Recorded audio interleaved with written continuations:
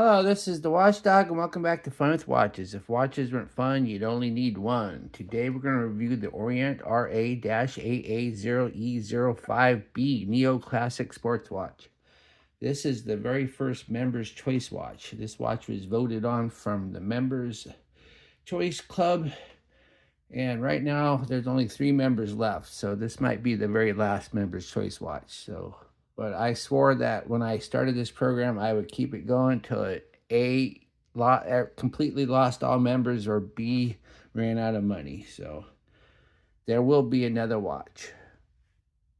Let's start with the wrist check. I'm wearing this Mafe Tissot H117 ABU, and Greg was wearing my Wur S902. I told Grogu that this is the last season of Young Sheldon and the series finale is this week. Grogu said, "Who is Sheldon?" I said, "He is a young genius who is an expert on quantum gravity." Grogu asked, "What is his midichlorian count?" I said, "It doesn't matter. Sheldon doesn't believe in the Force." Grogu said, "Doesn't believe in the Force? No wonder he got canceled." All right, let's take a look at the watch. Comes in this box. It says Orient. Nice enough box. Not too complicated. This isn't a super expensive watch. It's not dirt cheap either. A little bit more expensive than most of the watches I review on this channel, but still. And then we have the hang tag with the big old reference number. We have the extra links. And we have one of the biggest instruction books I've ever seen. Look at all this. Huge instruction book. So we'll just put that back here and put it aside. I showed you this because most of you didn't see my unboxing, because my unboxing video was exclusive to the Members' Choice members. So here it is. It's a nice looking watch. I like it. I've really enjoyed it so far. This is the first Orient on my channel. Orient is a once independent Japanese brand that still makes their own in-house movements. They are now part of the Seiko Epson group, which is part of the Seiko group. But Seiko watches are in a different subgroup, so Seiko watches and Orient are still separate, even if owned by the same parent company. This watch with the big incomprehensible reference number is part of the Neo Classic Sports collection, which combines retro design while meeting more contemporary standards. This is my first Members' Choice watch, where paid members voted for which watch I review from a selection of 4. When I put up Orients to choose from, I didn't want the Mako, Komatsu, or Babino, as they have been reviewed to death. I was pleased with the vote results. If you don't like this colorway, there is also one with a bronze tone, although it is made of steel and not bronze, giving you that bronze look without the inconvenience of bronze. It doesn't come on a bracelet, which is fine, because if a bronze look is what you're going for, then a strap is more appropriate. There is also black, but this is a limited edition that costs $100 more than the other 2 models. The watch is 42.5 millimeters at the bezel, but 44 millimeters if you measure at the case. 46.6 millimeters lug to lug, which is a really short lug to lug considering the size of the watch. Of course, it's a cushion case, so that helps. It's 14 millimeters thick, including this dome crystal. Has a 20 millimeter lug width, and it tapers down to 18 at the clasp. And it weighs 153 grams on the supplied bracelet with 2 links removed. The watch has a fluted bezel, and then it has a inner timing bezel that you control with this lower crown here. As you can see, there's the pip. And so that's a little bit easier than gripping the bezel and turning it.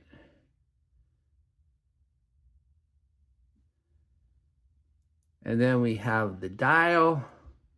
We have the Orient name and logo up top. Then it says water resistant 20 bars on the bottom. And then it says automatic underneath Orient. And then we have a chapter ring with the minute markers and sub-minute markers.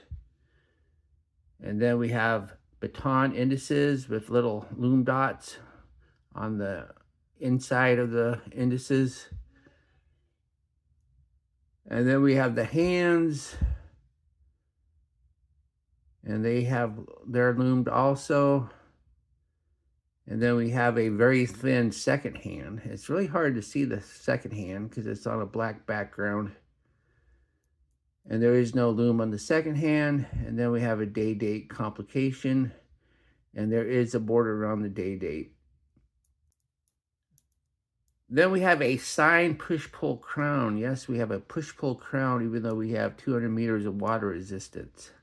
That's fairly unusual. Usually, if you have 200 meters, you always have a screw down, but nope, this is a push-pull.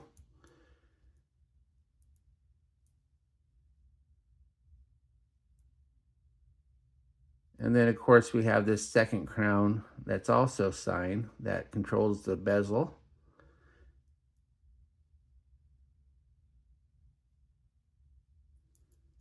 Then we have a glass crystal, and it's domed. It would have been nice to have sapphire on a watch over $200, but this, again, a lot of it you're paying for the Orient name. And then we have the case. The case is really nice. It's a fully brushed cushion case. Well, it's polished on the bottoms, but brushed on the tops and the sides. And I really like the case. Even though it's a big watch, it wears nice. It wears a lot smaller because of the short lug-to-lug. And because of this design too, you don't need fitted end links. So you can really put any bracelet on this watch.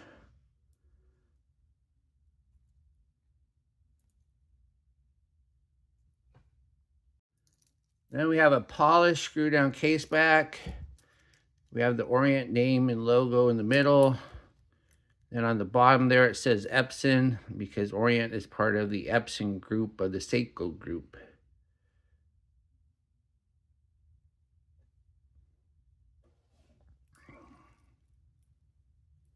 And of course, we have little notches here for a wrench. We don't have a coin edge, which is nice.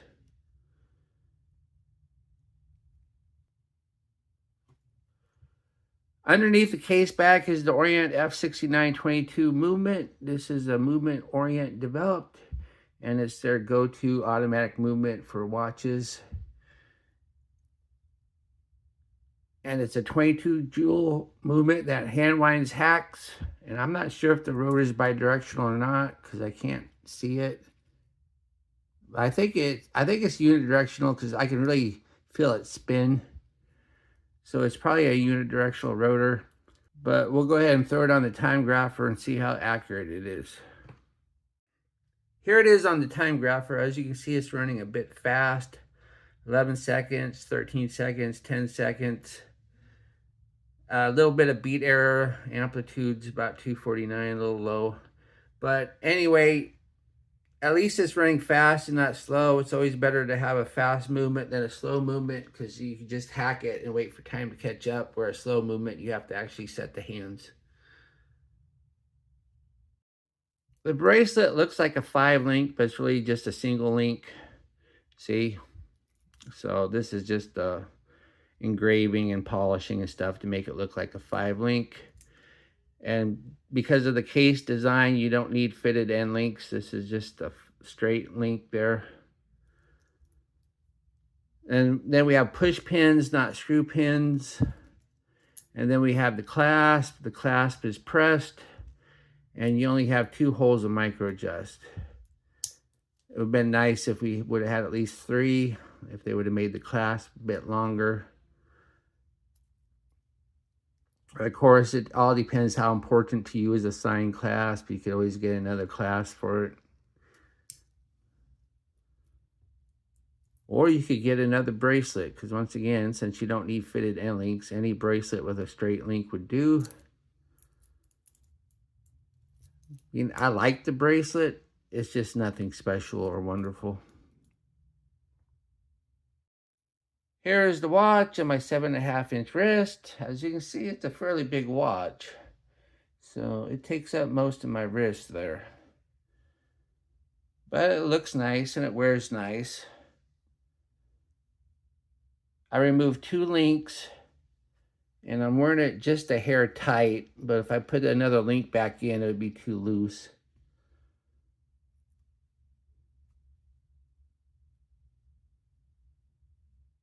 Here we're in the loom room, just wearing the watch. I could tell that the hand loom is quite good, but I really didn't notice anything but the hands, so I have a feeling that this test isn't going to show much on the index department.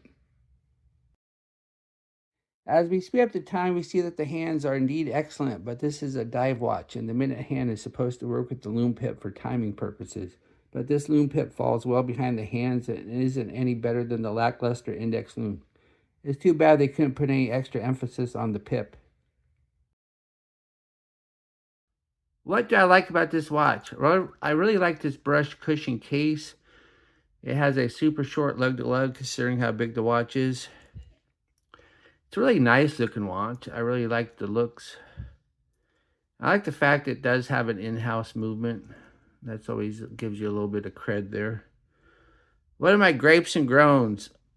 Only 2 holes of micro adjust on the clasp, made getting the perfect fit a little bit difficult.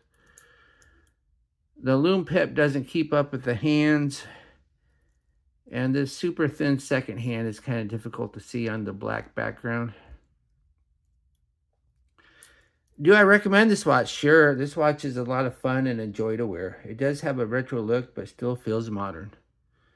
Well, thank you for watching my review of the Orient RA-AA0E05B Neo Classic Sports. And I will be back with another review or unboxing. And if you are watching this review and you're not a member, that means it's been a week since I published a review, because members get an exclusive week-long before the Members' Choice review. The dream was to review a Members' Choice watch, sell it, and then add the members' fees to the next selection and get a more expensive watch. However, at the time of this review, there are only 3 members, and so the fees won't even cover the loss I will take selling it.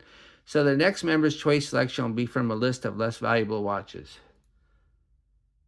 Be sure and like and subscribe to my channel.